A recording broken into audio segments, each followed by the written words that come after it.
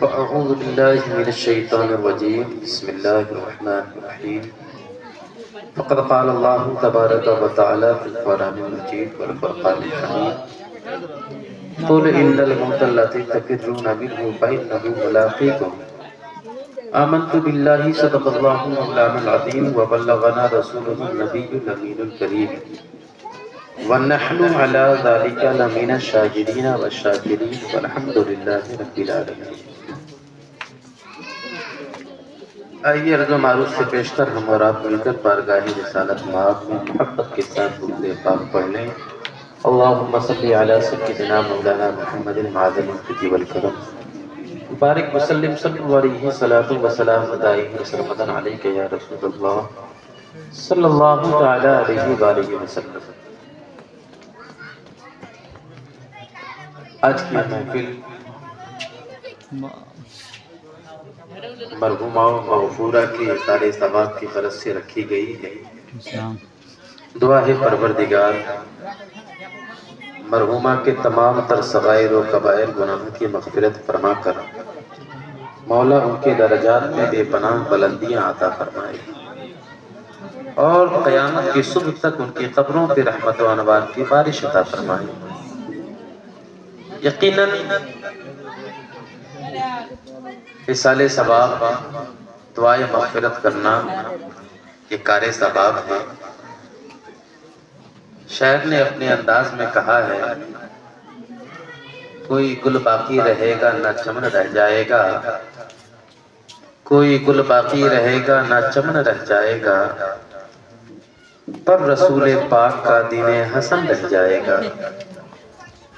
ہم سفیر و باغ میں ہے کوئی دم کا چہچہا، بلبلیں اڑ جائیں گی سونا چمن رہ جائے گا، اور اطلس و کم خواب کے پوشاک پر نازا نہ ہو، اس تنے بے جان پر خالی کفن رہ جائے گا، اس تنے بے جان پر خالی کفن رہ جائے گا۔ اور اندھیرا گھر اکیلی جاں دم گھٹتا جی اٹھتا تھا، اندھیرا گھر اکیلی جاں دم گھٹتا جی اٹھتا تھا، خدا کو یاد کر پیارے وسعت آنے والی ہے، خدا کو یاد کر پیارے وسعت آنے والی ہے۔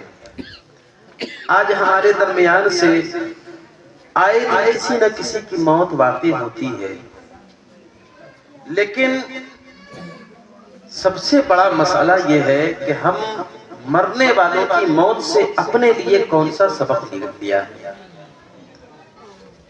مرنے والا صرف مرتا نہیں ہے بلکہ مرنے کے بعد اپنے پیچھے والوں کو کہتا ہے لوگوں غافل مت رہنا، میں جہاں جا رہا ہوں کل تمہیں بھی اسی دروازے سے آنا ہے، میں جس منزل پہ جا رہا ہوں کل تمہیں بھی اسی منزل پہ آنا ہے۔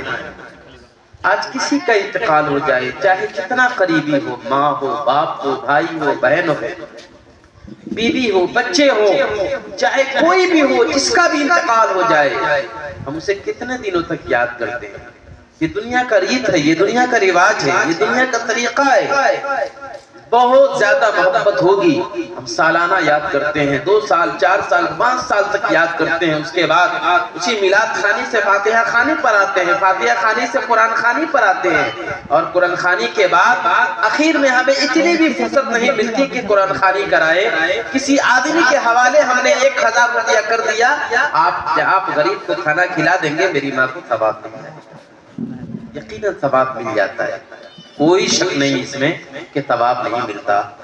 لیکن جب خود کا بیٹا اپنی ماں یا اپنے باپ کے لیے سارے ثواب کرتا ہے تو اللہ تبارک و تعالیٰ کئی درجات پہ بلند کر دیا کرتا ہے۔ آپ یہ سوچ کر کے دیکھیے آقا کریم علیہ السلام ارشاد فرماتے ہیں الکیس من دانا نفسہ عامل لما بعد الموت، عقل مند وہ انسان ہے مرنے کے بعد جو ہوگا اس کا عمل وہ مرنے سے پہلے شروع کر دے گا۔ دنیا کا عقل مند انسان وہ ہے جو وہ کام پہلے کر لے جو کام کے موت کے بعد اسے اس کا اجر ملنا ہے۔ اور اس کے بعد آقا کریم علیہ الصلوۃ والسلام نے فرمایا والعاجز من اتبع نفسه هواها وتمنى على الله، اور بے وقوف انسان وہ ہے جو اپنے خواہشات کے پیچھے چلے اور دولت مل جائے اور شہرت مل جائے اور جائیداد مل جائے اور زمینیں مل جائے اور دنیا کی ساری جائیداد میرے حوالے کر دی جائے، دنیا کی ساری دولت پر میں قابض ہو جاؤں، ساری ملکیت میری ہو جائے، خواہشات کی تکمیل کرتا جاتا ہے۔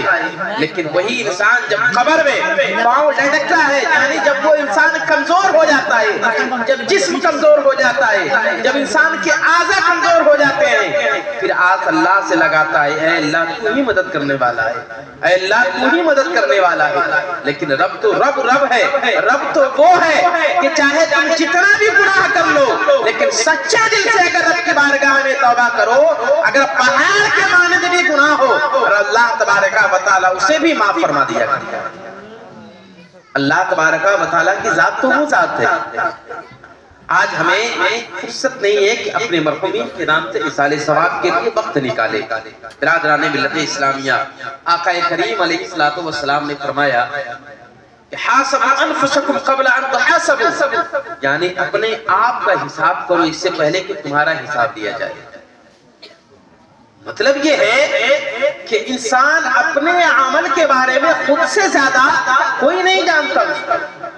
انسان جتنا اپنے بارے میں جانتا ہے ہمارا اندھیرا، یعنی ہماری تنہائی کیسی ہے، ہماری رفاقت کیسی ہے، ہمارا رفیق کیسا ہے، ہمارا دوست کیسا ہے، ہمارا احباب کیسا ہے، ان کے ساتھ اٹھنا بیٹھنا کیسا ہے، یہ ساری کی ساری چیزیں ہم جانتے ہیں، ہماری تنہائی جانتی ہے اور ہماری تنہائی کے علاوہ ہمارا اعمال جانا کرتا ہے۔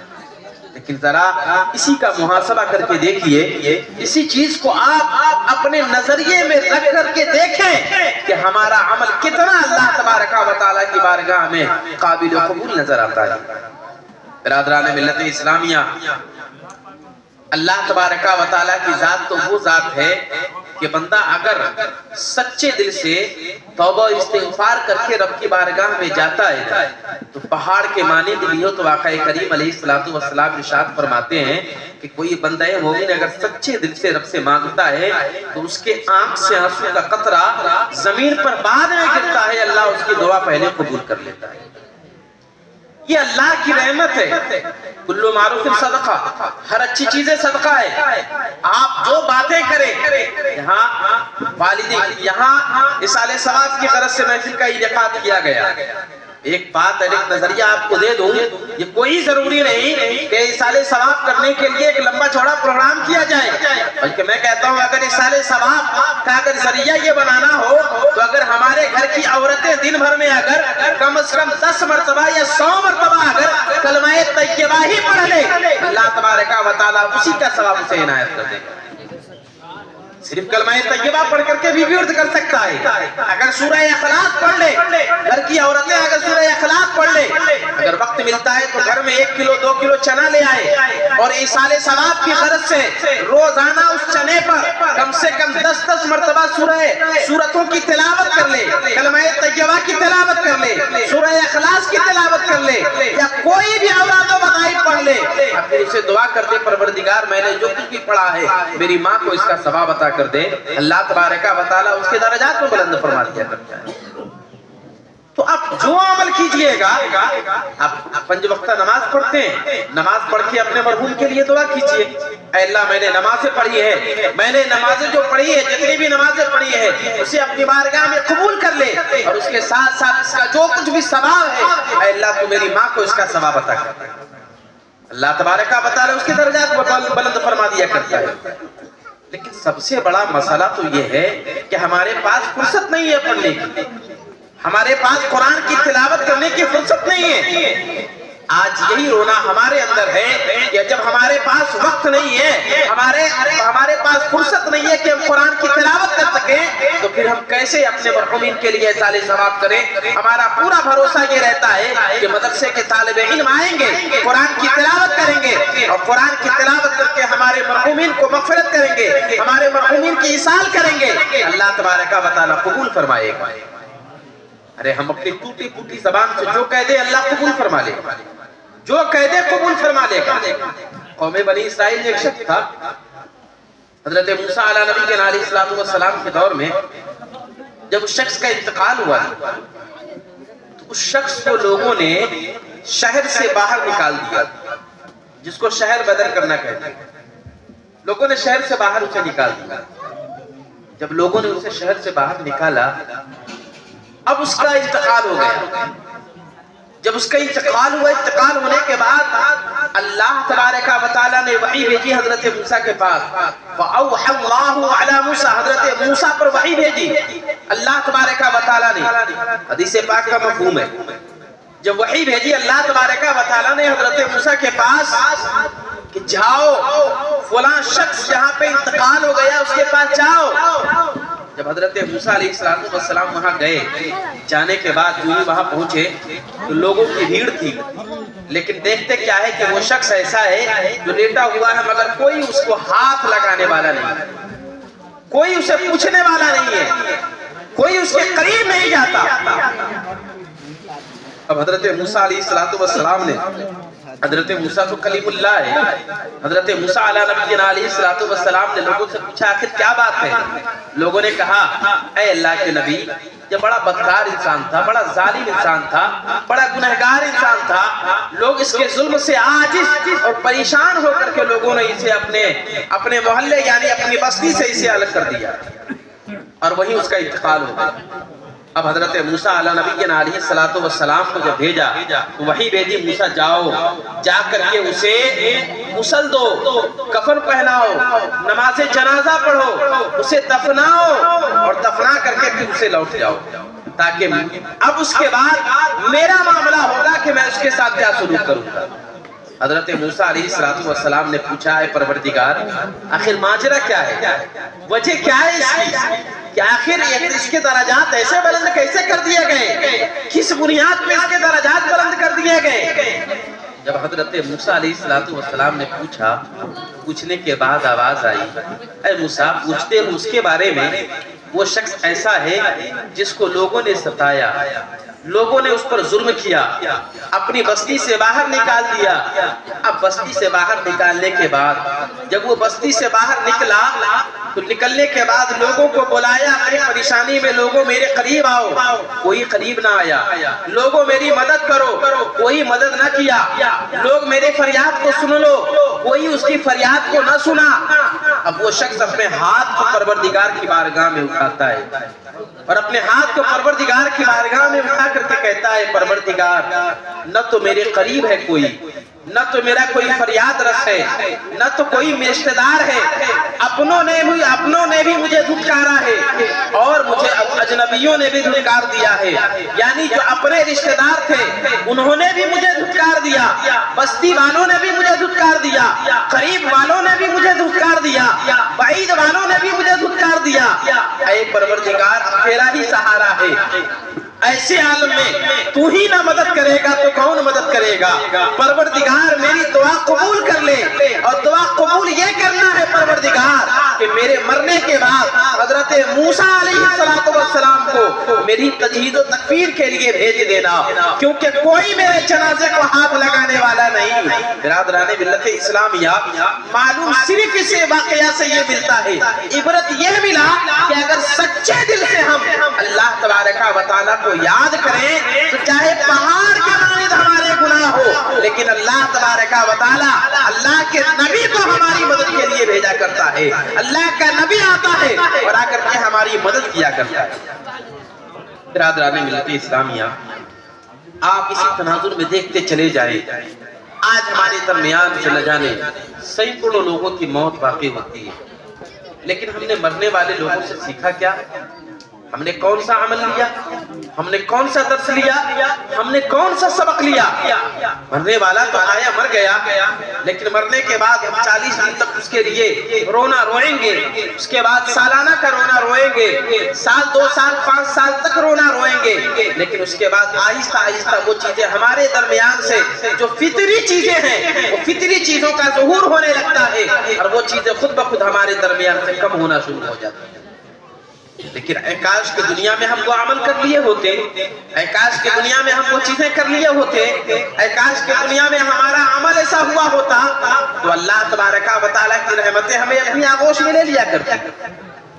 آئیے اسی تناظر میں ایک بات عرض کر دوں، ایک شخص ہے اپنے آپ کو گنہگار کہنے والا، اپنے آپ کو فاسق و فاجر اور بدکار کہنے والا، لیکن اللہ تبارک و تعالیٰ نے اس کے درجات کو اس طرح بلند فرمایا کہ عقلیں متغیر ہیں، عقلیں اس چیز کو سوچنے سے عاجز ہیں کہ اللہ تبارک و تعالیٰ نے اس کے درجات کو کیسے بلند فرمایا۔ یاد رکھیں ہر آن اللہ تبارک و تعالیٰ کا ذکر کرتے رہے، ہر وقت موت کا تصور اپنے ذہن و فکر میں بسائے رکھے۔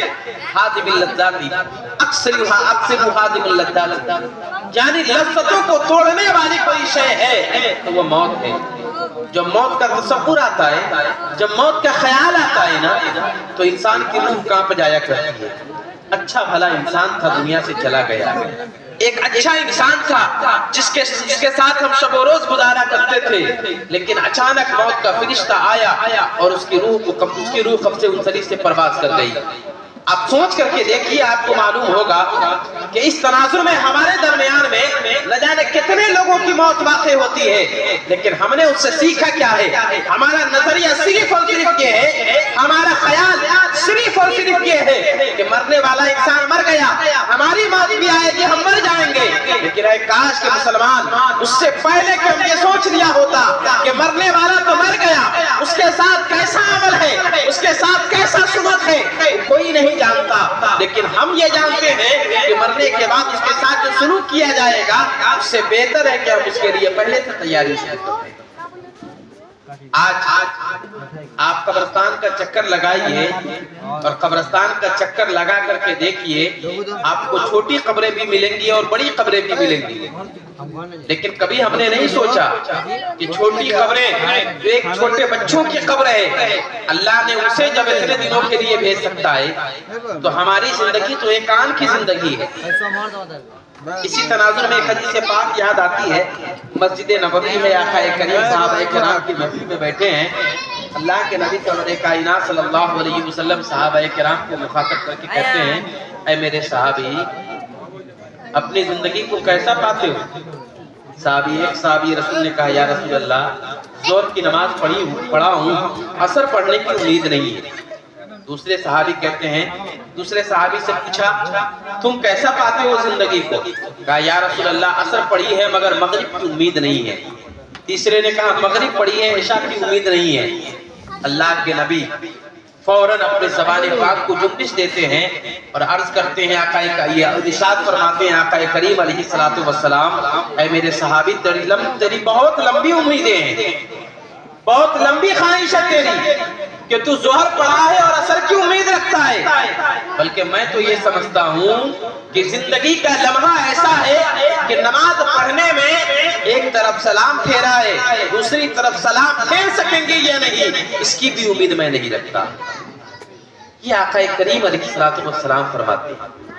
آج ہماری بڑی بڑی لمبی امیدیں ہیں، ہم یہ کریں گے، وہ کریں گے، گھر بنائیں گے، جائیداد بنائیں گے، بلڈنگیں بنائیں گے، لیکن یہ ساری کی ساری چیزیں یہیں رہ جائیں گی۔ ساتھ میں جانے والی چیزیں کیا ہیں؟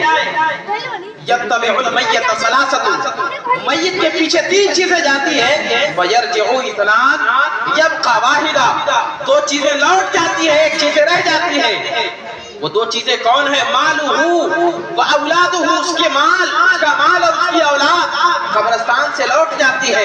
وَيَبْقَى وَاحِدًا وَهُوَ عَمَلُهُ، اور وہ ایک چیز ہے، اس کا عمل ہے، اور وہ عمل ایسا ہے کہ دنیا میں اگر کرے گا قبر سے لے کر کے حشر تک اس کی حفاظت کرتی نظر آتی ہے، مگر بس عمل اچھا ہونا چاہیے۔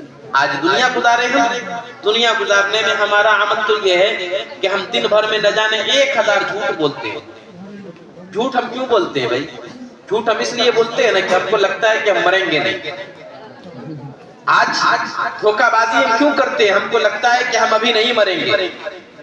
آج ہم لوگوں کے درمیان لوگوں پر ظلم کیوں کرتے ہیں؟ ایسا لگتا ہے کہ ہمیں مرنا نہیں ہے۔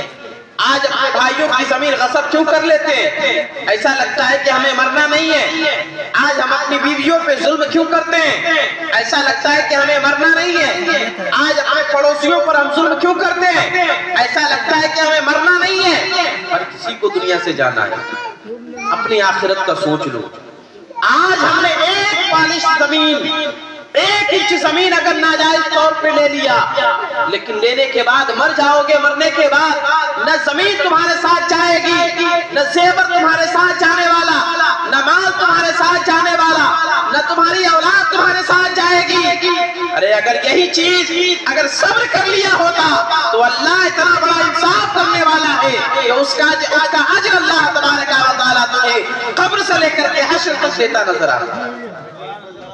آج یہ سوچ کر کے دیکھو، آج یہ عمل کر کے دیکھو برادران ملت اسلامیہ۔ لیکن ہم یہ بھول جاتے ہیں کہ دنیا کی زندگی فانی ہے، دنیا کی زندگی ختم ہونے والی ہے، دنیا کی زندگی سے ہمیں کوئی لینا دینا نہیں۔ آخرت کی زندگی تو ہمیشہ کی زندگی ہے، قبر کی زندگی تو ہمیشہ کی زندگی ہے۔ آپ وہ وقت دیکھیے، اللہ تبارک و تعالیٰ نے فرمایا من عمل صالحا فلنفسہ ومن اساء فعلیہ، یعنی جو نیک عمل کرتا ہے اس کا اجر اسی کے اوپر ہوا کرتا ہے۔ آج ہم سوچتے ہیں نا، آج اپنی انا کے خاطر بہت سے لوگوں کا حال یہ ہے کہ ہم فلاں لوگوں کو سلام نہیں کریں۔ اگر کوئی چھوٹا گزرا نا میرے سامنے سے، آج اپنے لوگوں کا نظریہ پیش کرتا ہوں، اگر ہمارے درمیان سے کوئی چھوٹا مدرسے کا طالب علم گزر جائے یا پھر کوئی اپنے گاؤں کا کوئی بچہ گزر جائے اور گزرنے کے وقت میں آپ کو اگرچہ اس نے سلام نہیں کیا نا تو ہمارے دل میں یہ خواہش ہوتی ہے بڑا بے ادب بچہ ہے، بڑا بے ادب اور بے تمیز بچہ ہے، میرے سامنے سے گزرا ہے مگر مجھے سلام نہیں کیا۔ کیا آپ کو معلوم نہیں آقا کریم علیہ الصلوۃ والسلام نے فرمایا من بدأ بالسلام فدخل الجنہ، جو سلام میں سب سے پہلے پہل کرتا ہے اللہ پہلے اسے جنت میں داخل فرماتا ہے۔ ہمیں یہ کیوں نہیں خیال آتا کہ ہم اگر پہلے سلام کر لیے ہوتے اللہ تبارک و تعالیٰ مجھے پہلے جنت میں داخل فرما دے گا۔ برادران ملت اسلامیہ، لیکن ہمارا عمل اس کے برخلاف ہے۔ ہم تو یہ سوچتے ہیں ہم بڑے ہو کر کے ہم پہلے سلام کیوں کریں، ہمارا چھوٹا ہے، ہمارا چھوٹا پہلے سلام کرے گا۔ واقعی ہونا تو یہی چاہیے تھا کہ چھوٹا سلام کرتا، لیکن اگر بڑا سلام کرے گا تو یقیناً آپ کے عمل کو دیکھ کر کے چھوٹا کل سے آپ کو سلام کرنا شروع کر دے گا۔ یہ ہمارا عمل ایسا ہونا چاہیے۔ آپ سلام کر کے اس کو شرمندہ کر دیجئے نا، یقین جانیے آپ کل سے آپ کو سلام کرنا شروع کر دے گا۔ لیکن ہم تو یہ سمجھتے ہیں اپنی انا کے لیے۔ یاد رکھیے موت ہر کسی کو آنی، یاد رکھ ہر آن آخر موت ہے، مت بن تو انجان آخر موت ہے، مت بن تو انجان آخر موت ہے۔ اور بارہا علمی یہ سمجھا چکا مان یا مت مان آخر موت ہے۔ آج ہم مانیں گے یا نہیں مانیں، حقیقت کو تسلیم کریں یا نہ کریں، لیکن اتنا تو ضرور جان لیں کہ اللہ تبارک و تعالیٰ نے اگر موت کو بنایا ہے تو ضرور بھی ضرور ہمیں بھی اپنی آغوش میں لے کر کے رہے۔ اور یقیناً جس دن موت کا فرشتہ ہمارے درمیان آئے گا، اللہ تبارک و تعالیٰ کی رحمت ہی ہے تو اللہ تبارک و تعالیٰ کی رحمت اسے بچا سکتی ہے، ورنہ کوئی چیز اسے بچا نہیں سکتا۔ اسی لیے ہر لمحے کو اپنا آخری لمحہ تصور کیجئے، ہر وقت کو اپنا آخری وقت تصور کیجئے، ہر لمحے کو، ہر پل کو اپنا آخری پل تصور کر کے زندگی گزارے، یقیناً ہماری زندگی کامیاب و کامران ہو جائے گی۔ درود پاک پڑھنے اللہ رب محمد صلی اللہ علیہ وسلم علیہ یا رسول اللہ صلی اللہ تعالی علیہ وآلہ وسلم۔ صاحب خانہ کا حکم بھی تھا کہ 1 بجے تک پروگرام چلے گا، لیکن بہرحال وقت تو کافی زیادہ ہو چکا ہے، بس تھوڑی دیر 2 سے 4 منٹ، اس کے بعد پھر میں اپنی گفتگو کو ختم کرتا ہوں۔ ایک مرتبہ اور درود پاک پڑھنے اللہ رب محمد صلی اللہ علیہ وسلم نحن عباد محمد صلی اللہ علیہ وسلم صلاۃ و سلام علیک یا رسول اللہ صلی اللہ تعالی علیہ وآلہ وسلم۔ حضرت امام محمد غزالی رحمۃ اللہ تعالی علیہ ارشاد فرماتے ہیں کہ مرنے والا انسان جب مر جاتا ہے تو مرنے کے بعد اس کے عمل کا سلسلہ منقطع ہو جاتا ہے۔ من مات الانسان انقطع عمله الا بثلاث، یعنی مات الانسان انقطع عملہ الا من ثلاث، مرنے والا انسان جب مر جاتا ہے تو اس کے عمل کا سلسلہ منقطع ہو جاتا ہے سوائے 3 چیزوں کے، اور سب سے پہلی چیز ولد صالح، یعنی صدقہ، یہ ولد ایک ولد صالح، صدقہ جاریہ اور علم صالح اور علم نافع. یہ 3 چیزیں ایسی ہیں جو دنیا میں رہتا ہے تب بھی انسان کو اس کا فائدہ ملتا ہے اور بعد مرنے کے بھی اس کا فائدہ ملتا نظر آتا ہے. اب آپ سوچ کر کے دیکھیے کہ عمل صالح کیا ہے؟ ولد صالح یعنی نیک اولاد کو چھوڑا. نیک اولاد کو چھوڑنے کا مطلب یہ ہے کہ ہماری اولاد میرے لیے ذکر و اذکار کی محفل سجا سکے، قرآن کی تلاوت کر سکے، اوراد و وظائف پڑھ سکے. اگر یہ چیزیں پڑھ کر کے میری اولاد میرے لیے احسان ثواب کرتی ہے تو اللہ تبارک و تعالیٰ اس کا اجر ہمیں قبر سے لے کر کے حشر تک عطا فرماتا ہے. اور ولد صالح، نیک اولاد کو چھوڑنا، وہی چیزیں صدقہ جاریہ، سب سے آسان کام ہے صدقہ جاریہ. وہ صدقہ جاریہ کیا ہے؟ جاری رہنے والی چیزیں. ایک بات آپ کو ایک نظریہ دینا چاہوں گا کہ آقا کریم علیہ السلام کے زمانے میں جس چیز کی سب سے زیادہ ضرورت تھی وہ چیزیں تھیں